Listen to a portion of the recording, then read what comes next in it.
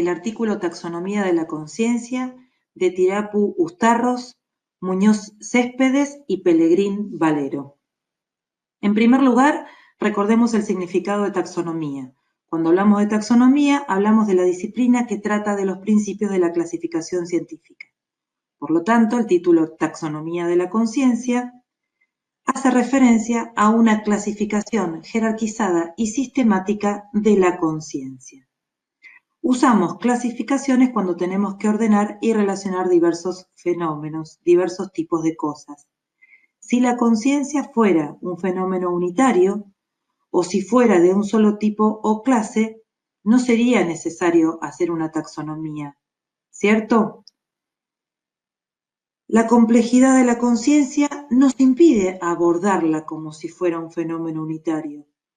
Los autores entonces proponen, dado que la conciencia es un fenómeno complejo, plantear la existencia de conciencias, de diversos tipos de conciencia. La conciencia, entonces, sostienen, no es un fenómeno unitario, sino que reviste varios niveles de complejidad que se han ido formando ontogenética y filogenéticamente. Para abordar este complejo fenómeno, los autores aprovechan una distinción presente en la lengua castellana entre los verbos estar y ser, analizando las diferencias entre estar consciente y ser consciente. Edelman nos dice, estar consciente se refiere a aquellos estados de estar despierto. Conciencia en este sentido es lo que usted tiene cuando está despierto y lo que usted pierde en un sueño profundo bajo anestesia y recupera de nuevo al despertar. Y Prigatano nos dice, ser consciente consiste en la capacidad de percibirse a uno mismo en términos relativamente objetivos, manteniendo un sentido de subjetividad. Implica un estado emocional a la vez que un proceso cognitivo. La conciencia de las funciones cerebrales superiores implica, por lo tanto, una integración de cognición y emoción. El estar consciente y el ser consciente nos ubican ante lo que Chalmers ha llamado el problema blando y el problema duro de la conciencia. El primero hace referencia a aspectos como la vigilia, la atención o el conocimiento, y el segundo a conceptos tan complejos como autoconciencia, yo neural o teoría de la mente. El problema blando resulta más soluble porque podemos establecer una relación sólida entre actividad cerebral y función. En cambio, el segundo exige explicaciones en las que la relación cerebro-mente se presta a un mayor nivel especulativo. La distinción entre estar consciente y ser consciente se asemeja a la que realizan Edelman y Tononi cuando se refieren a la diferenciación entre conciencia primaria y conciencia de orden superior. La primera se encuentra en otras especies con estructuras cerebrales similares a las nuestras. Estas especies están capacitadas para construir una escena mental, pero su capacidad semántica y simbólica es limitada y carecen de lenguaje.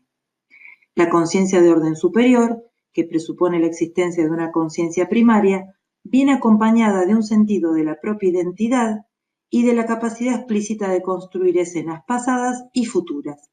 Como mínimo requiere, pues, una capacidad semántica y en su forma más desarrollada, una capacidad lingüística. Los autores distinguirán 4 niveles en su taxonomía de la conciencia. Taxonomía de la conciencia, primer nivel. En el primer nivel, conciencia es equivalente a atención, distinguida en 2 tipos, atención básica o matriz y atención vectorial. Respecto a la atención básica o matriz, cuando Edelman se refiere a la conciencia como aquello que usted tiene cuando está despierto, se refiere a un nivel básico de conciencia como estado generalizado donde el sistema está receptivo a la información. Un estado que es una condición para y no tanto una función o proceso cognitivo. A este nivel, estar consciente es un estado que no contiene información. Su sustrato neuroanatómico neurofisiológico está dado por las siguientes estructuras: sistema reticular activador, tálamo, sistema límbico, ganglios basales, córtex prefrontal.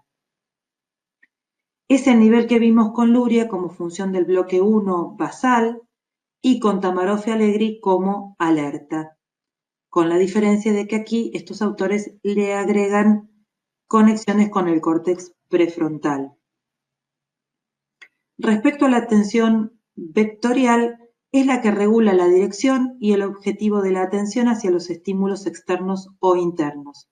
Las estructuras que la sustentan son el córtex parietal posterior derecho, el pulvinar lateral y el colículo superior.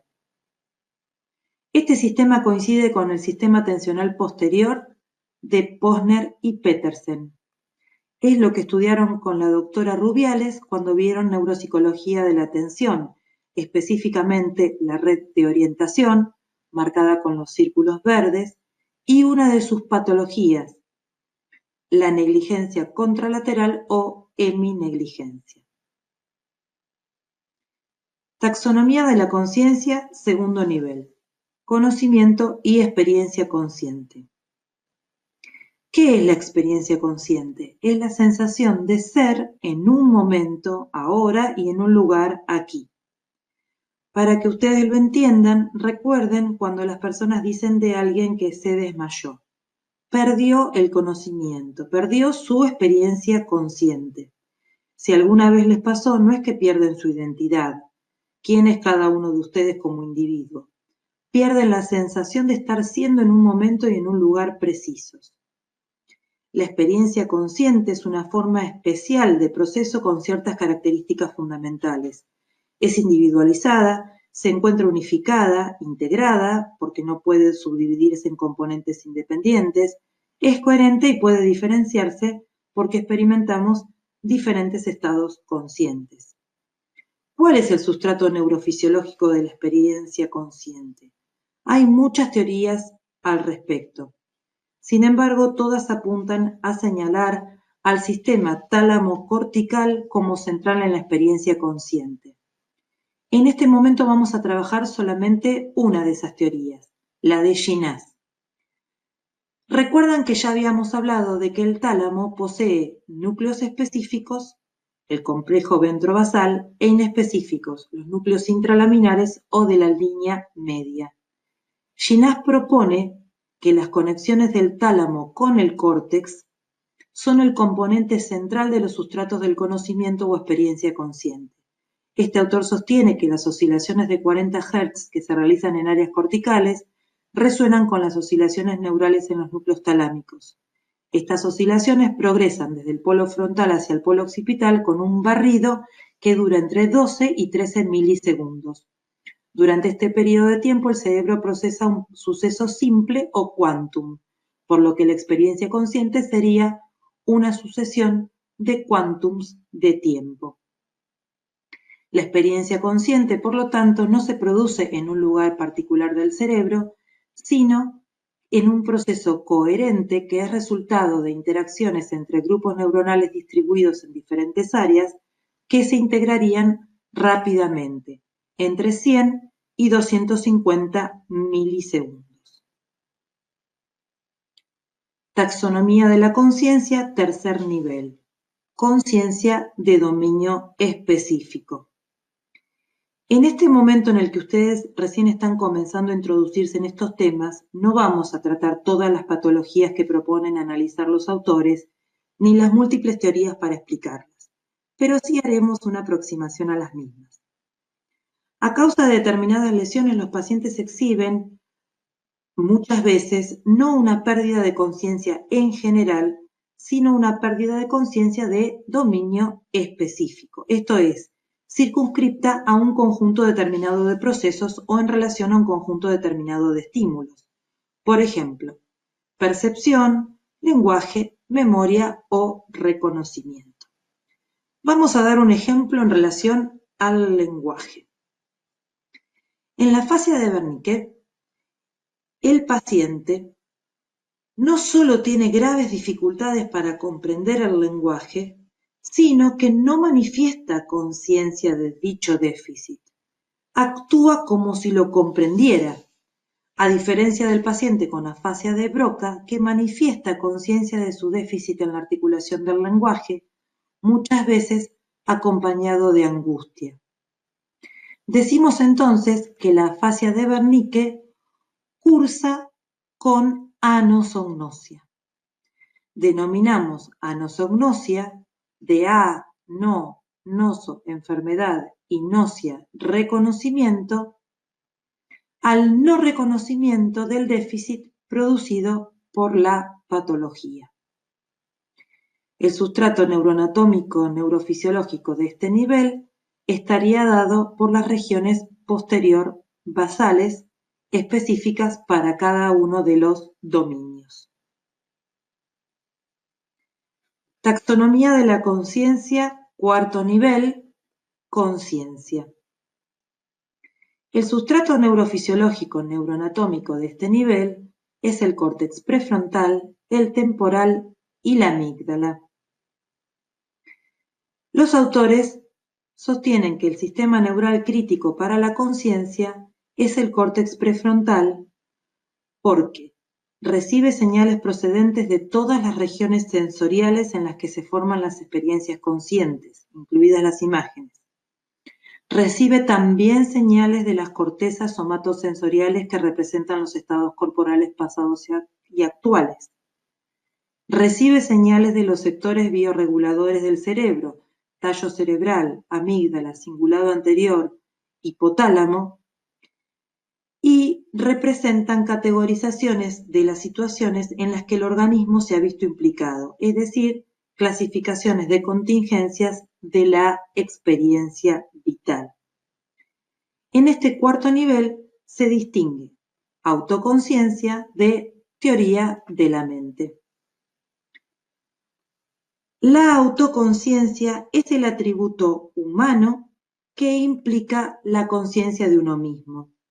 Es introspectiva porque nos permite controlar la propia actividad mental, representar nuestras experiencias actuales en relación con las previas, utilizar el conocimiento adquirido para resolver cuestiones novedosas o guiar la toma de decisiones para el futuro. Proporciona al organismo una sensación elaborada de ser sí mismo, identidad, ser yo y no otro, y sitúa al individuo en un punto de su devenir autobiográfico, consciente del pasado vivido, y por eso es retrospectiva, y consciente del futuro anticipado, y por eso es prospectiva. La autoconciencia se distingue en conciencia noética, conciencia autonoética y cronestesia. La conciencia noética es filogenéticamente la más antigua. Resulta de la interacción entre la experiencia presente y la memoria del individuo relacionada con el conocimiento. Se relaciona con la memoria semántica. Por ejemplo, yo puedo recordar que conozco que Colón descubrió América. ¿Acaso también puedo recordar cuándo lo aprendí? Pero no tengo la experiencia subjetiva de haber estado con Colón descubriendo América. Se trata de un conocimiento acerca de algo que no involucra mi experiencia subjetiva de haber participado en ese evento.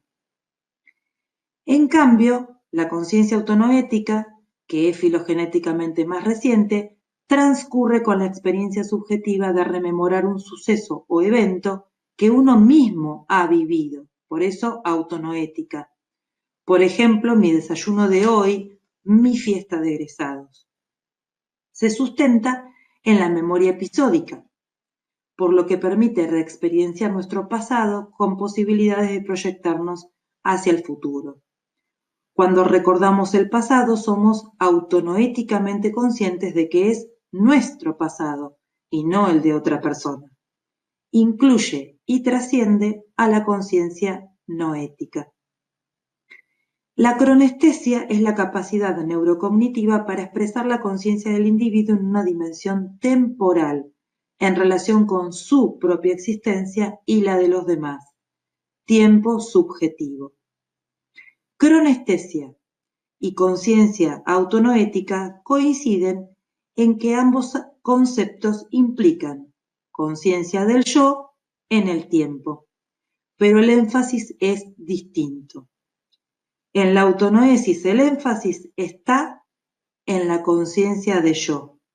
En la cronestesia el énfasis está en el tiempo, que en este caso es un tiempo subjetivo. Respecto a la teoría de la mente consiste en ser capaz de atribuir estados mentales a uno mismo y a los demás con el fin de anticipar su comportamiento. Pueden distinguirse dentro de la teoría de la mente la teoría de la familiaridad y la teoría de la no familiaridad. La teoría de la mente para la familiaridad es la que utilizamos para dotar de estados mentales y estados emocionales a personas de nuestro entorno, con las que interactuamos con cierta frecuencia y de las que elaboramos una representación de sus emociones, sus cogniciones y su yo. La teoría de la mente para la no familiaridad es más compleja porque permite dotar de estados mentales a personas con las que no tenemos ningún vínculo emocional y a las que nos une la pertenencia a la misma especie. Muchas gracias.